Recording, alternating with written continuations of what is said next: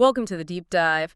Today, we are jumping straight into a pretty massive mindset shift. Yeah, a really critical one. Right. We're unpacking a stack of lecture slides from a web programming course.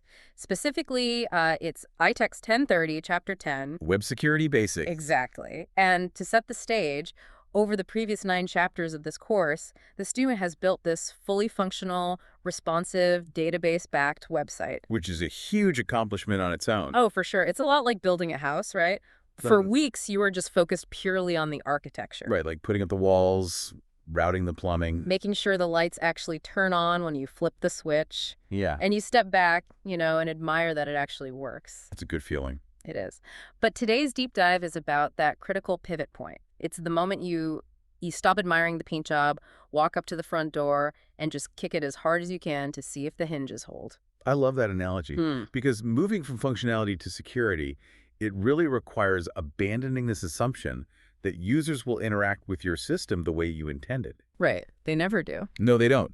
You build the application for the person who wants to use it properly, but you have to engineer it for the complete stranger who shows up actively trying to break it. And I want to speak directly to you listening right now, because whether you're the developer writing the code, the project manager overseeing the build, or literally just someone who uses the internet to check your bank balance. Which is all of us. Right.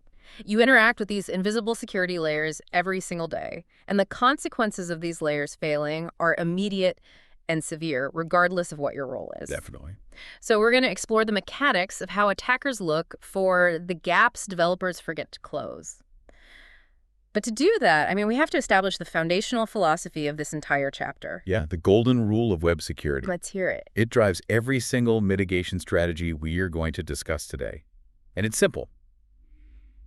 Never trust user input. Never. Never.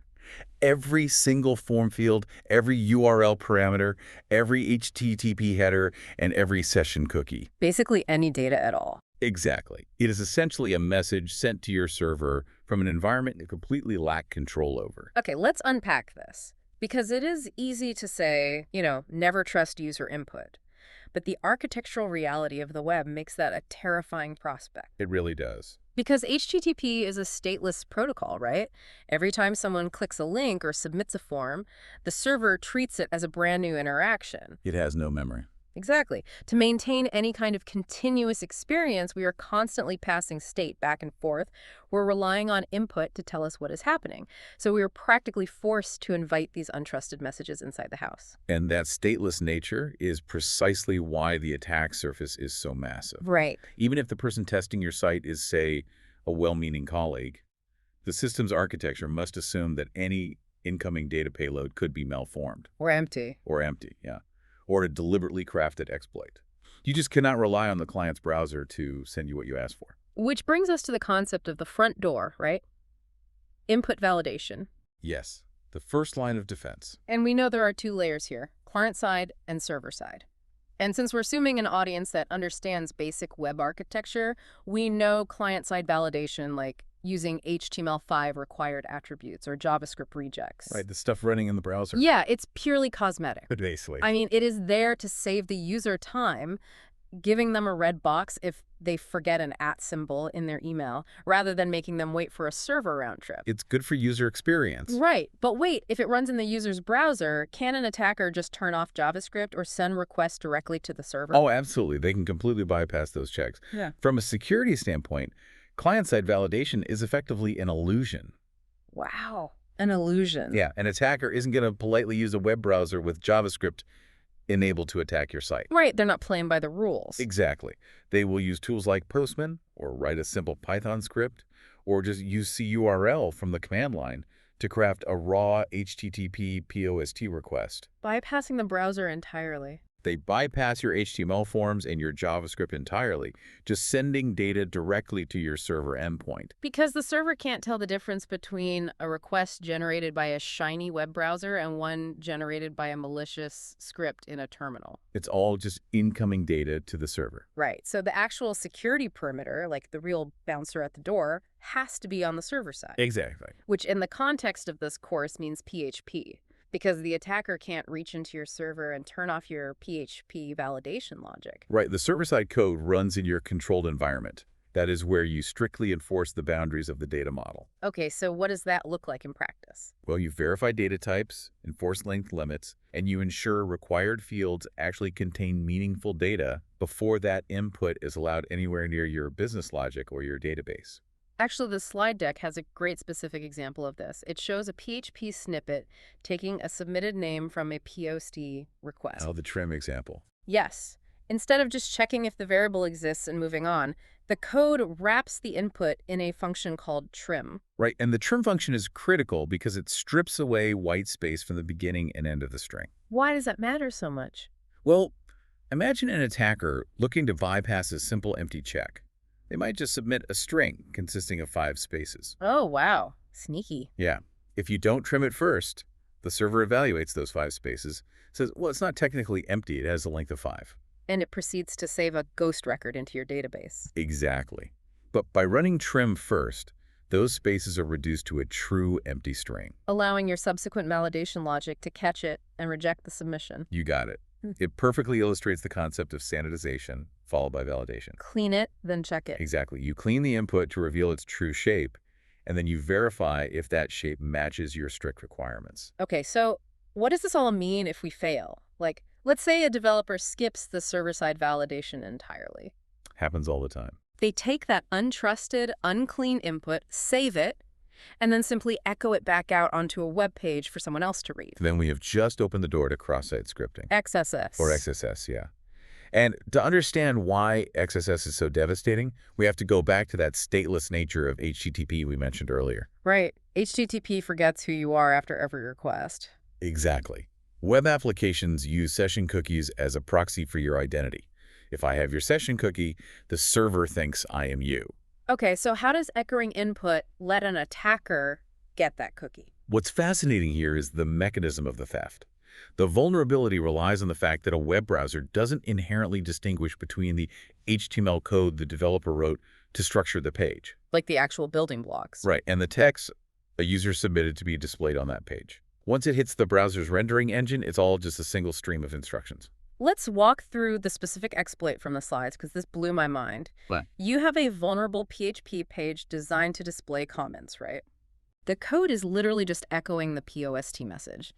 An attacker submits a comment, but instead of typing text, they type a literal HTML script tag. Yep. Inside that tag, they write JavaScript instructing the browser to silently redirect to evil.sitesteal, and they append document.cookie to the end of the URL. And the server takes that payload, treats it as a standard comment, and just stores it in the database. Wait, so the initial attack does nothing to the server itself? Nothing at all. The payload is totally dormant. Oh, man. The trap is set for the next person. Exactly. Let's say the site administrator logs in. They request the comments page. The server pulls that dormant script tag from the database and embeds it directly into the HTML of the response. Because it just thinks it's a comment. Right. The admin's browser receives the document, parses the HTML, hits that script tag, and obediently executes it. Instantly. Instantly, the admin session cookie is beamed to the attacker's server. And the attacker can now hijack the admin session without ever needing a password. That is wild. Fundamentally, XSS is an output problem. The malicious script runs with the exact same trust and authority as the site itself. The attacker has essentially weaponized the display layer. It makes me think of how journalists quote politicians. Oh, how so? Like if a politician stands at a podium and says, "I declare war on our neighbors," and a newspaper prints that exact phrase the next day. The newspaper isn't actually declaring war. Right. By putting quotation marks around the phrase, the publisher strips the words of their operational authority. The readers can see what was said, but the words don't execute any real-world action. That is a perfect analogy. And that structural neutralization is exactly what we do in PHP using a built-in function called htmlspecialchars. htmlspecialchars. It acts as the quotation marks for your code. Exactly. When you wrap that untrusted database output in htmlspecialchars, it intercepts dangerous HTML characters. Like the brackets. Right. It looks at the less than sign that starts a script tag, and it translates it into the safe HTML entity equivalent, which is an ampersand, the letters LAT, and a semicolon. So when the administrator's browser receives the page this time, It doesn't see a structural HTML element commanding it to execute code. It sees the literal text characters. Yes, the rendering engine simply prints a visual less than sign on the screen, Yeah. completely neutralizing the JavaScript payload. Okay, so we've wrapped our echoes, we've translated the dangerous characters, and the display layer is safe from XSS. No, we are far from done. Far from it. Because what happens if the malicious input isn't aiming at the user's browser? What if it bypasses the display entirely and aims directly at the core logic of the server's memory banks? Then we move from a presentation vulnerability to a data vulnerability. We get into SQL injection. SQL injection, or SQL, targets the database engine. This occurs when developers dynamically build SQL query strings by directly concatenating user input into the command syntax. Okay, let me give you an analogy for the mechanics of this attack because it helped me understand it. Go for it. It's like playing a game of Mad Libs. You write a carefully structured story with a few blank spaces, and you ask a friend to give you a noun to fill in the blank. Simple enough. The structure is supposed to be, the blank went to the store. But instead of just writing the word dog, the other player takes a thick black marker, crosses out the rest of your sentence, and writes their own completely different ending to the story. That's exactly what happens. The slides show a perfectly vulnerable example of this. Oh, the email login one. Yeah, a PHP string that basically selects everything from the messages table where the email equals the user's input. The developer assumes the email variable will only ever contain passive string data.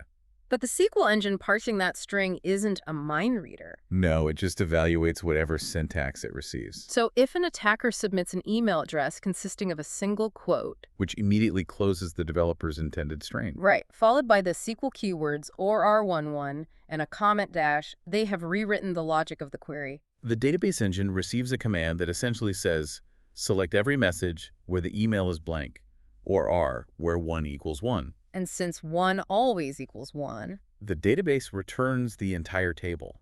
The attacker's input stopped being passive data and became active query logic. the impact here is total compromise, isn't it? Oh, absolutely. An attacker can read private user data, escalate their own privileges by modifying tables, or even execute a command to wipe out the entire database. So how do we stop them from taking a marker to our query structure? The course introduces the industry standard defense, PDO prepared statements. Right, PHP data objects. Yes, it's an abstraction layer that provides a unified, secure interface for interacting with databases. Here's where it gets really interesting, because prepared statements don't just try to filter out bad characters with regex or something. No, that would be too fragile. They implement a complete architectural separation between the code and the data. Exactly. With a prepared statement, you write your SQL query using named placeholders instead of actual values. So you lock the syntax of the Mad Libs story in stone before you ever ask for the noun. You got it. You send that lock structure to the database engine first, in isolation, Without the data. completely without it. The database parses, compiles, and optimizes the query structure. The execution plan is finalized. Then, in a completely separate secondary step, you bind the user's input to the placeholder. And because the execution plan is already compiled, the database engine will only ever treat that bound input as a literal scalar value, right? Exactly. It doesn't matter if the attacker crams 50 single quotes or commands to delete tables into the input field. The SQL parser has already finished its job. Yes. The input cannot alter the logic tree. Injection becomes mathematically impossible. That is so elegant. So we've locked down the presentation layer with htmlspecialchars to stop XSS. We've locked the data layer with PDO prepared statements to prevent sequoia. The code itself is structurally sound, What? but the application doesn't exist in a vacuum. It lives on a server, talking to database software, communicating over public networks. The environment matters just as much as the code. Right. If we zoom out to the infrastructure level, how do we limit the blast radius if an attacker finds, say, a 0-day vulnerability in our database software itself? This brings us to the general site hardening checklist in the slides. To limit that blast radius, you implement the principle of least privilege for your database users. So we don't want the web application logging into the database as the root administrator. Never.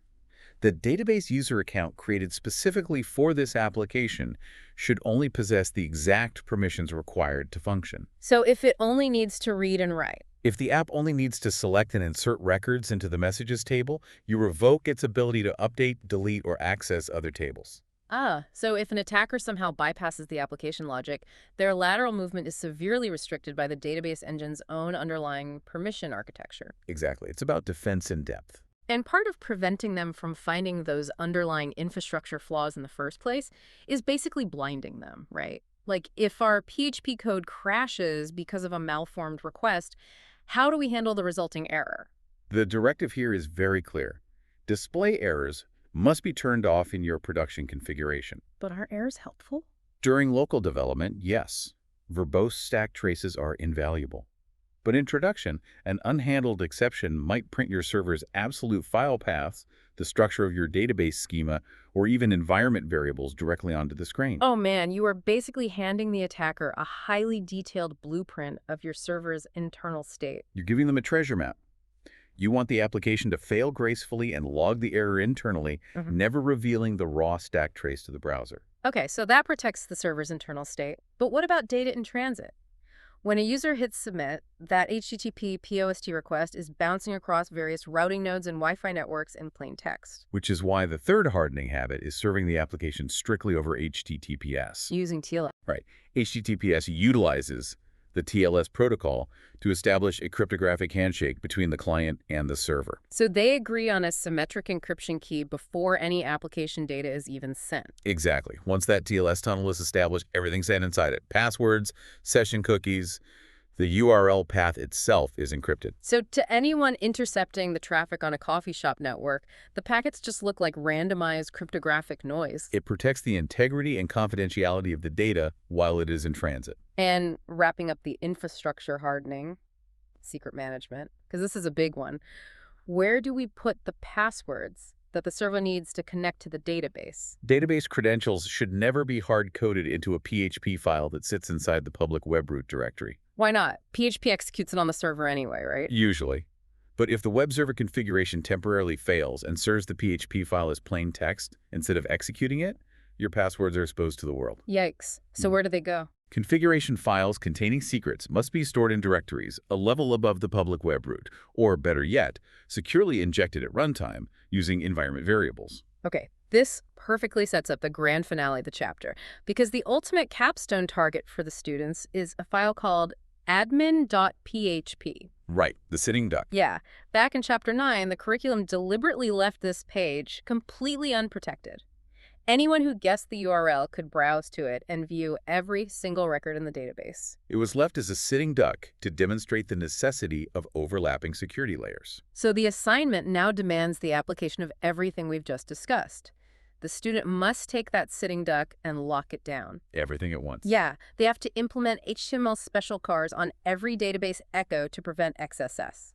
They must ensure robust server-side validation is rejecting malformed POST requests. They have to verify PDO prepared statements are handling the queries without exception. And finally, they have to wrap the entire file in a session-based authentication gate so it is completely invisible without valid credentials. It forces the transition from theoretical knowledge to practical engineering.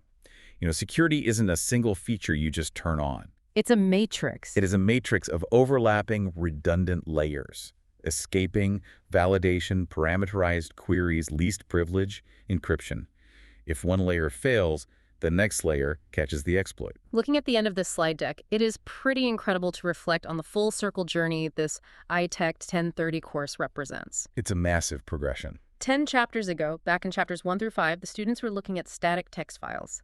The focus was purely on semantic HTML structure, CSS styling, and making the layout responsive. They were building the facade of the house. Exactly. Then, chapters 6 through 9 brought the house to life. They learned to capture POSD data, write dynamic PHP logic, query databases. They installed the plumbing and the electricity. And if we connect this to the bigger picture, the evolution in Chapter 10, this paranoid mindset shift, is the bedrock of the modern digital economy. It really is. Every secure digital interaction you have relies on developers internalizing these exact concepts.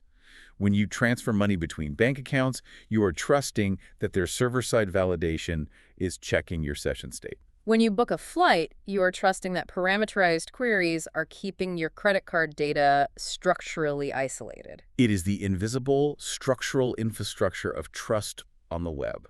Which raises an important question regarding how we view the web as a whole. Because the mechanisms we've discussed today, PDO, TLS, htmlspecialchars, they are just the technical implementations of a much deeper philosophical stance. Absolutely. So what does this all mean? We started this deep dive by stating the golden rule: never trust user input. We established that the foundational reality of building a secure web application requires a baseline of absolute zero trust regarding anything crossing the network boundary. So let's go assume the worst. We have to assume the person on the other end might be actively trying to dismantle the system. And I want to leave you, the listener, with a final thought to mull over on your own. That's a big one. If the architecture of the internet demands that we treat every single form field, cookie, and URL parameter as a potential weapon, how does that reality shape the way we design future human interactions online? The technical solutions are well documented, but the psychological implications of that zero-trust architecture are profound. If the bedrock of our digital infrastructure is built on mandatory suspicion, what does actual genuine trust even look like on the internet? It's a great question. Definitely something to think about the next time you hit submit on a form and wonder what the server is doing with your data. Thank you so much for joining us on this deep dive into iTech 1030. Stay curious, stay secure, and we will catch you next time.